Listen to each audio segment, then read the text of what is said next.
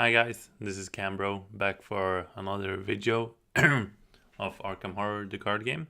So today I will be talking about the new player cards in the For the Greater Good, the third Mythos Pack, and I actually managed to pick this one up before reviewing. So I haven't actually played this one yet, but I have looked at the cards, and they're a bit special.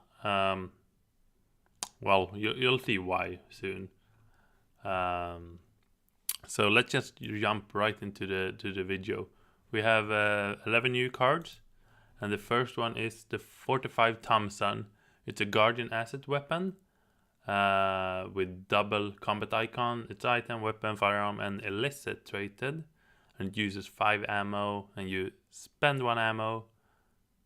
So it reads: ammo spent from the 45 is placed in your resource pool as resource.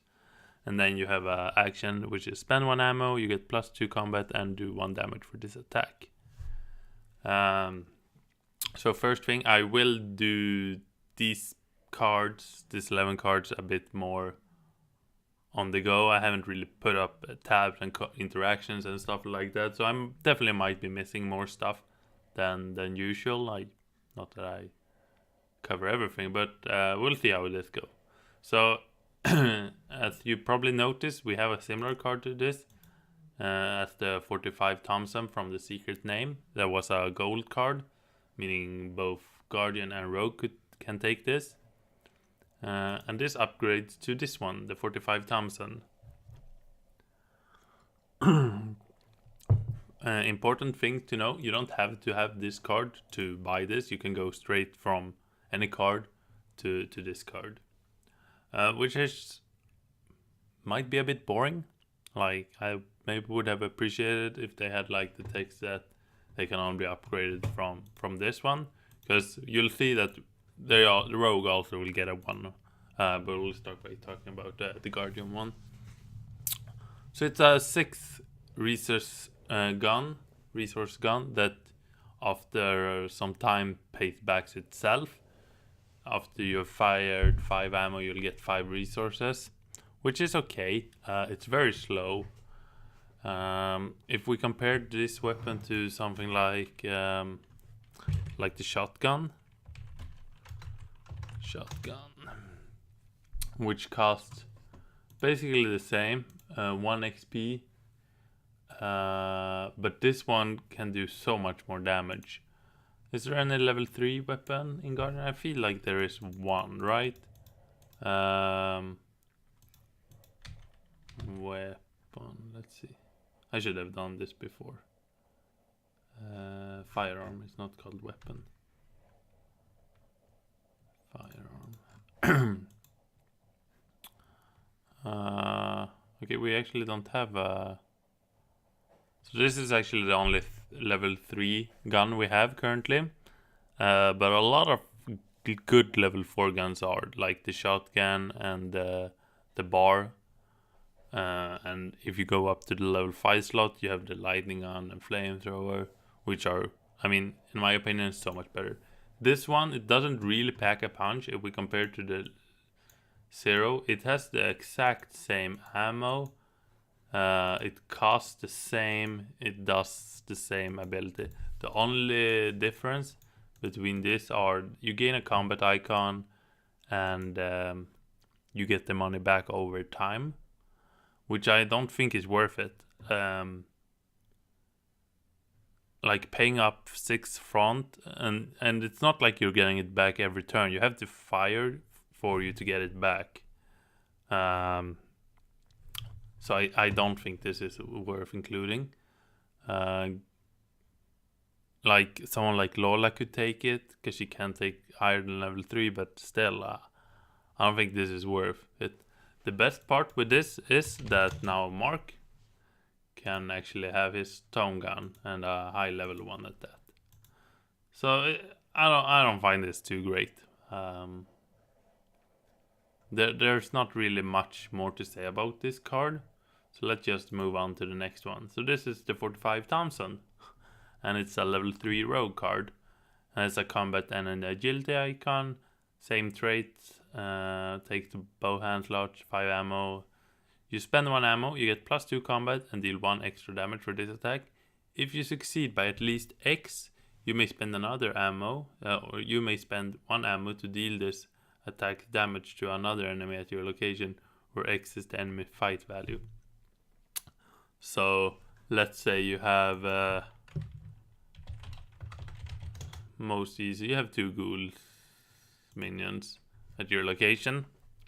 You shoot 1, and if you succeed by the the combat fight value of the other enemy, so it would be 2 as well, you would be able to you would spend 1 ammo to do that damage to another enemy as well. So essentially you're spending 2 ammo to do damage to 2 different enemies.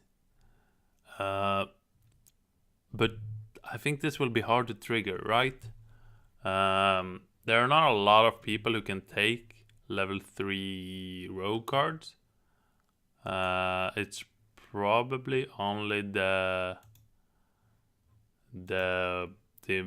rogue people themselves, unless I am forgetting someone. But I don't think anyone else can take it. And I mean, Skid, he has 3 combat, Finn at 3. They're all at 3, right? There are no 4. Yeah. So they're max with this Thompson, they'll be at 5 damage, 5 combat. And if they're fighting a ghoul minion, which is like the easiest case scenario, if they draw like a -2, then they're only succeeding by 1. And then you won't be able to trigger this effect. And then it's just it's the exact same as the gold card. Well, it's 1 cheaper, but that's not really a problem for Rogue. So unless you have a way to boost, I mean, I guess you have Hard Knock, which is not a great card. It puts a lot of resources. Because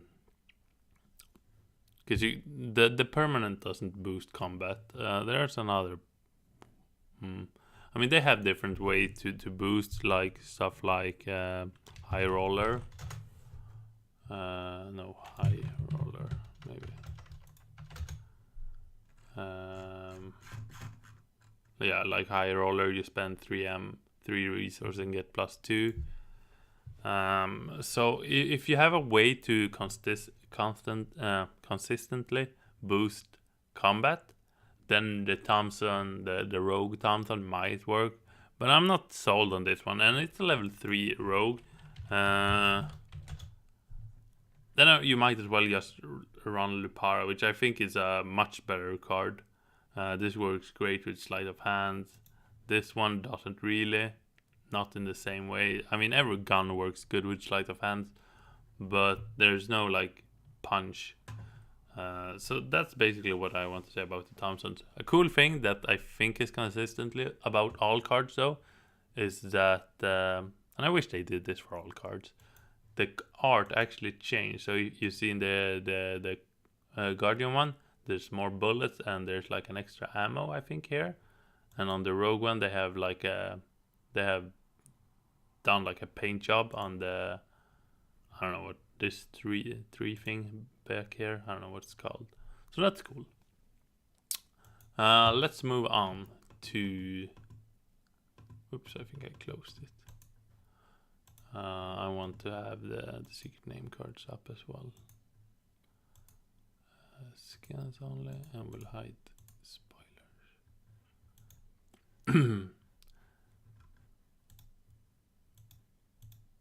The next card is the Scroll of Secrets.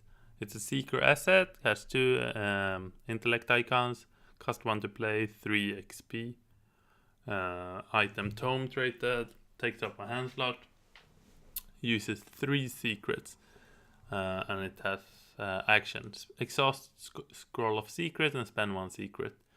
Look at the bottom 3 cards of any investigator deck or the encounter deck. You may discard one of those. You may add one of those cards to its owner hand. Place the rest of them of the cards in either the top or the bottom of their deck in any order.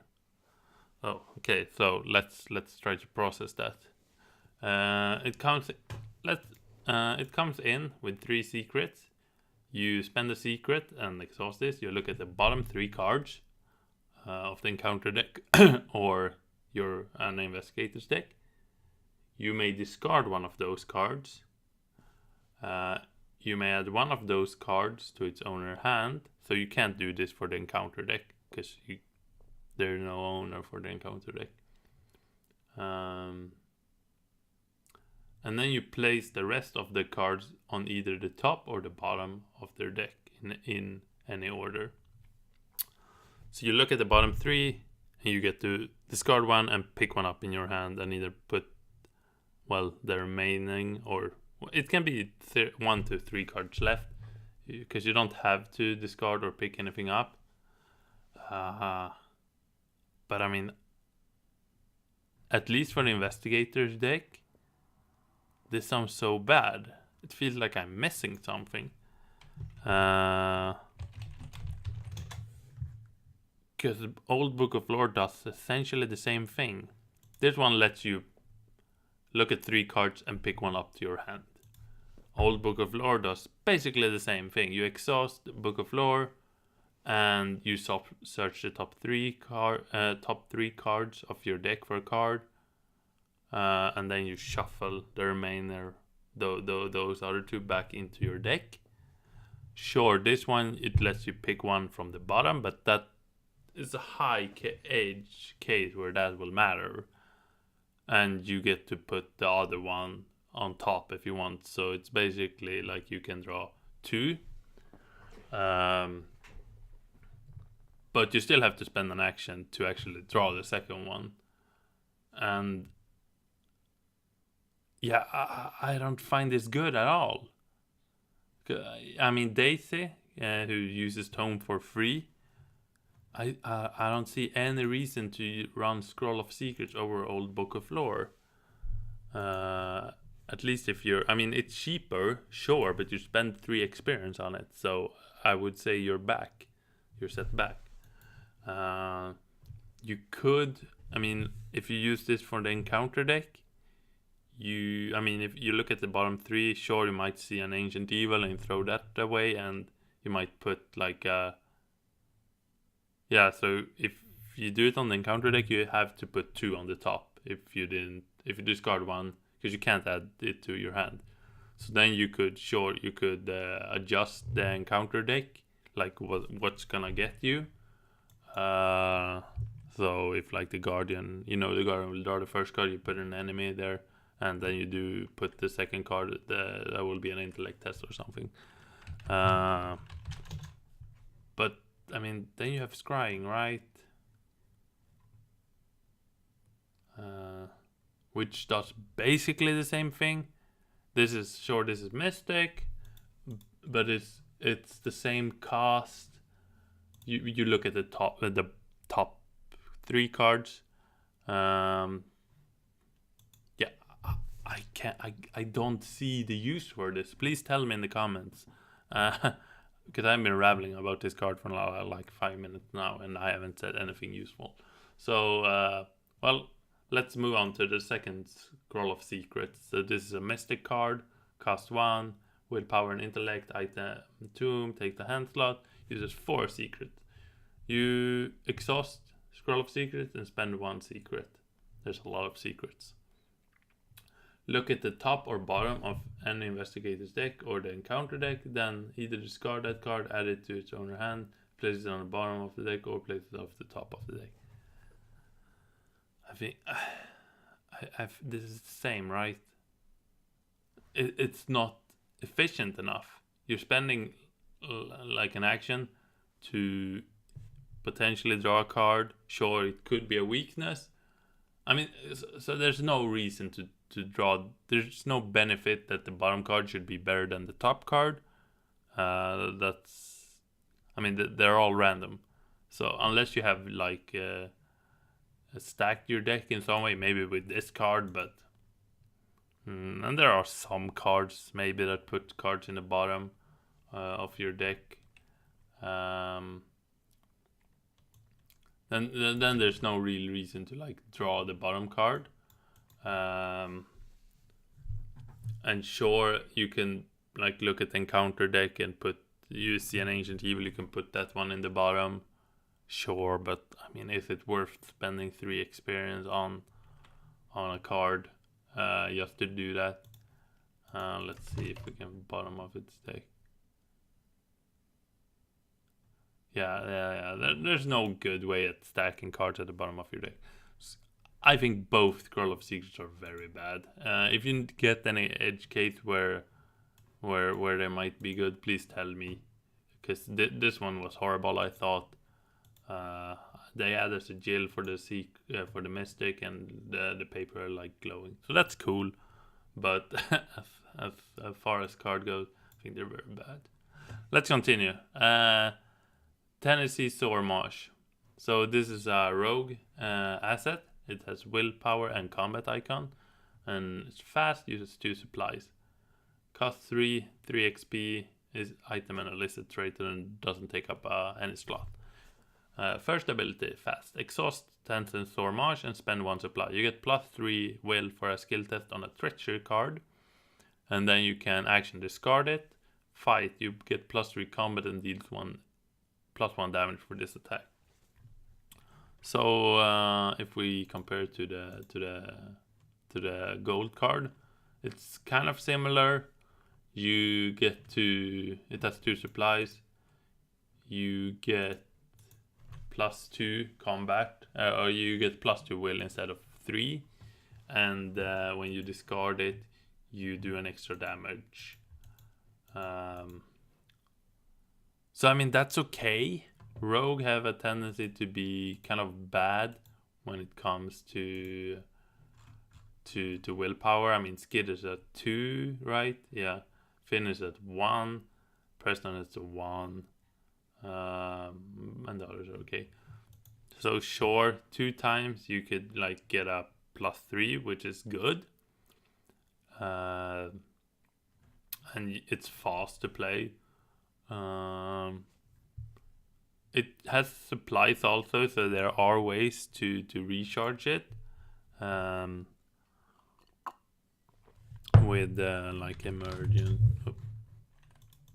emergency cash level 3, right? Yeah, then you get to put up to 4 supplies. So I mean, if you manage to replay this, it can be okay. You can only use it like once you can like take 2 shots to get +6, but getting +3 for 2 tests might be okay. I still think it's a bit expensive. And then you can discard it for like kind of a strong attack. I mean, +3 is nothing to scoff about, but this is a 1k 1 use, so it is in rogue, but it's level 3, so only the rogue people can take it. And rogues are not great at recursion, so if you discard it, you probably won't be able to see it again this game. So it's an okay card. I'm not super thrilled about it. If we go to the next 10th Tennessee Sormarsh, it's the Survivor one, level 3, costs 2, willpower and agility. So instead, it's agility instead of combat. You comes in with 3 supplies, so a bit more liquor in it. Fast, you exhaust it. Spend 1 supply, you get +2 will for a skill test on a treachery card. So the same effect as this one. And then you can discard it. You get +3 combat for this attack. If this attack successfully evades a non-elite enemy, you automatically evade it. And if you're playing someone like Rita, you get to do an extra damage or move away, so I guess that's nice. But otherwise, I mean, the Survivor doesn't struggle as much with willpower. I think they're better at handling willpower than rogues. And I mean, Many willpower tests result in horror, and survivors are very good at dealing with horror. It's an okay card as well. I mean, both of these are okay. I'm not thrilled about it. I like that they added a shot glass and they put more liquor in it. That's basically what... So far, what I've liked most about these cards are that the art changes depending on the version. And that's cool, but that's about it. So let's move on to Enchanted Blade. So, Enchanted Blade, it's a 3 cost, 3 XP card. It's been saying that a lot so far. Item, relic, weapon, enemy elite rated, intellect and combat icons, takes up the hand and the arcane slot. Has 3 charges and action fight. You get +2 combat for this attack. If you succeed, you may spend 1 charge to empower the blade dealing 1 damage, +1 damage for this attack. If the blade is empowered and this attack defeats an enemy, you draw and heal 1 horror. So now we're getting into the good stuff. If we look at the old one, you had to spend you get +1 combat. You can spend a charge to get 1 plus combat and deal +1 damage. Here you're automatically doing +2. So even if you run out of charges, you can still get +2 combat, which is very good. Because that's the main downside with guns, that when they run out you can't use them anymore. But with the blade you actually can. It's just that you can't empower it anymore. But so you get +2. Then you draw a token, and if you succeed, then you can decide to use a charge. So that's a great thing. You don't have to spend the charge if you're going to lose. And if you kill something, you get to draw a card and heal a horror, and that's awesome. Guardians can definitely struggle with horror, so having a weapon that heals horror and lets you draw a card is really good. It is charges, so it's a bit harder for Guardians to recharge it. Someone like Akachi can take it. Akachi can take it because it uses charges, and it will come in with an extra. And Akachi is definitely much better at putting charges on cards. So it's definitely a card she could take. She will be quite strong with it, right? She's 3, so she'll be at 5, which is definitely okay. Like maybe not as a main fighter, but definitely a good. Like instead of Scrying, maybe you could take this. So it's a very cool weapon. Definitely something I'm excited to try out. The Enchanted Blade Mystic. It has willpower and combat. It's the same, right? No, it's not. This comes in with 4 charges, all the same slots, same XP, same cost. So it has 1 more charge, and you fight, you get +2 combat for this attack. As an additional cost to use this ability, you may spend up to 2 charges to empower the blade. For each charge spent this way, you get +1 combat and deal 1 extra damage for this attack. So you can spend 0, 1 or 2 charges, and you'll get either +2, +3 or +4, and do either 1, 2 or 3 damage. And doing 3 damage has proved to be very useful. There's a lot of 3 health enemies, and they usually take two actions to kill. So having this weapon that lets you kill them in 1 attack can be very good. But I still think the Guardian one is better, even though this is probably fine. The good thing about the Guardian one is that the Mystic slot doesn't matter at all. I mean, most Guardians won't care that the Mystic slot is being used. For the Mystic, Arcane slot maybe it's called. For the Mystics, it's actually a problem because you only have 2 Arcane slots, and so this will replace your Scrying, your Scrying level 3 or something like that. And that can be okay. As I said, it can kill 3 health enemies. You can kill 1 level 3 health enemies and 1 3 health enemies and 2 health enemies, which is definitely okay for a weapon.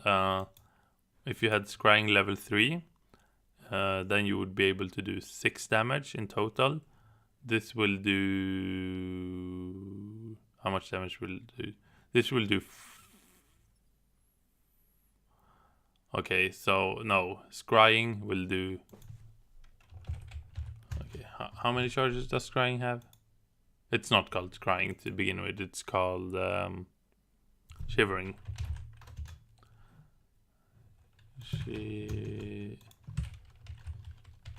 How do you spell it? Shivering, there we go. 4 charges, yeah, so Shivering does 4 damage, the level 1 and level 3, 4 additional damage. While this one also does 4 additional damage. So in damage wise they do the same. It's just that you can spread the damage differently with this one. But it uses combat, so I don't think many people except Akechi can really get use of it. I mean, Agnes is kind of weak, right? Diana is kind of strong though, but the other ones are not. Okay, both Jim, Akechi, and Diana have 3 combat, so they will all be at 5, which is okay. They have Blood Pact, Blood something, yeah, Blood Pact, which boosts combat, which is something you could play around with in like Marie, but no, she's weak. Yeah, there's definitely a lot of things you could try out with the Enchanted Blade. I'm much more excited about these 2 cards than any other card so far. Okay, next card is Grisly Tomb. It's a 3 cost, 3 XP card. Has the willpower and agility pips, and takes up the accessory slot. Item, charmed, and cursed. It's rated. Reaction: after you commit a card to a skill test, exhaust Grisly Tomb. That card gains another instant of one of its skill icons of your choice. If the skill test is successful, the Perform Investigator draws 1 card. So let's look at the level 0 version. It gains another skill of let's see, it gains another skill icons of your choice. This one has the same, but if you succeed, that investigator gets to draw a card. That's good, I guess. I mean, the first ability, even on the level 0 one, is, I think, super good. I haven't used it yet, but I think it's a very strong ability. Like, it turns 1 card every turn into Ming's ability. And card rust is good. And you're helping your fellow investigators, because it's actually them who's drawing the cards. So I mean, if someone like Min uses this, you're getting +2. You're getting unexpected curse basically to 1 card each turn, which is super strong. Yeah, and I mean, card draw is always good. Almost always good. The Survivor one. This is Grisly Tomb, Item, Charm, and Blessed rated. So the previous one was Cursed rated. So that's a cool difference. Cost 2 instead of 3 actually. And after you commit a card to a skill test, you exhaust it. It gains another instance of a skill icon of your choice. And if the skill test is failed, you return that card to your hand. So this one lets you pull back cards if you fail, so you could maybe be a bit more aggressive with it. Like if you're committing something like a vicious blow,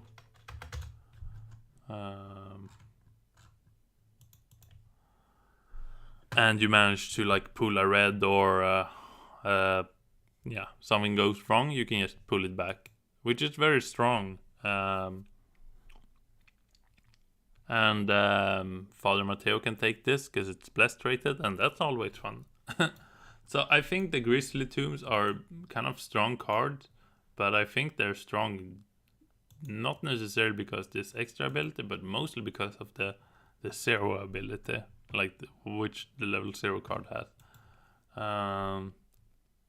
So yeah, I kind of have to play with these to see how strong they are. I might think there's a bit too much white in this eye, but it's still a cool card. Okay, let's continue. We're already up to 30 minutes. I don't want this to be too long. So this is the council's coffer. What's in the box? It's a 0 cost 2 XP event. Has a wild icon and item relic traded. Use 1 lock per investigator. If there are no locks on the council's coffer, each investigator search his or her deck or discard pile for any card and immediately place it at no cost. Exile the council's coffer max once per campaign. And then double action, test any skill 5. If you succeed, remove 1 lock from any investigator at your location. If you succeed, remove 1 lock. Any investigator at your location may activate this ability. And this card was designed at Arkham Knights 2017. And I think they changed like the price to play it.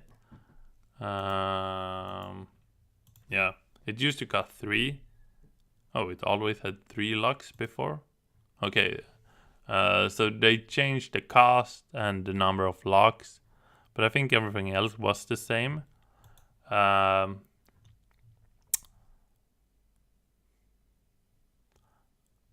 good is this card? You pay 2 XP. And I mean, if you get it early. So first thing, like testing skill 5, it's not that hard for many investigators. Like rogues testing 5 agility with streetwise, they can pass it quite consistently. And like combat for rogue or intellect for seeker, it's not necessarily a hard test. But you're spending 2 actions. Like if you, let's say you're playing two players, then you have to spend 4 actions and probably some resource maybe to pass the test, and then you get to search for a card. Like sure, you can get your Leo De Luca for free, or find your Milan, or get your lightning gun or whatever, in one scenario. So probably in like the last scenario it's best.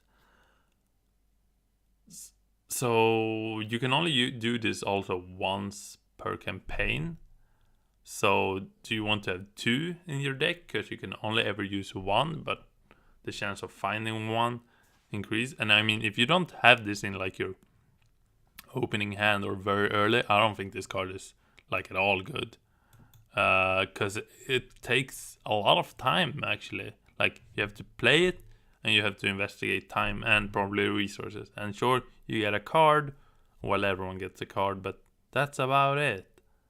And the most expensive stuff we have is like 6 resources, right? There we go. Sorry about that. So I don't think this card is worth it. It's better now than it was like this version, but I'm sorry, I do not like this card either. So yeah, not a great pack for me, I think. I mean, I'm excited about the Enchanted Blade, and the Grizzly Tombs are probably good.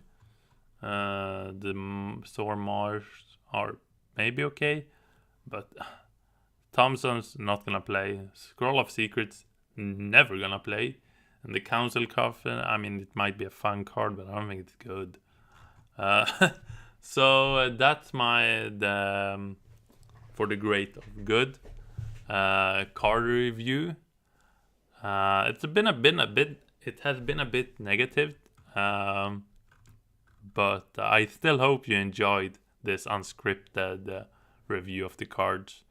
If you have any like comment, maybe you think Scroll of Secrets is the best card, let me know in the comments. I love to discuss like what you guys think. If you have any ideas or like own thoughts. I was also thinking, like, because I only talk about the player cards, and if you guys would think it would be fun of like a review when the cycle is actually done, like a bit more spoilery review. If that's something that you think would be fun, let me know. Because currently I'm just doing the card reviews. I'm doing some Netrunner on Twitch, but on YouTube I'm not doing much else currently. Yep, so that's it. Like, subscribe, and all that good shit. And until next time, good luck with those token pools.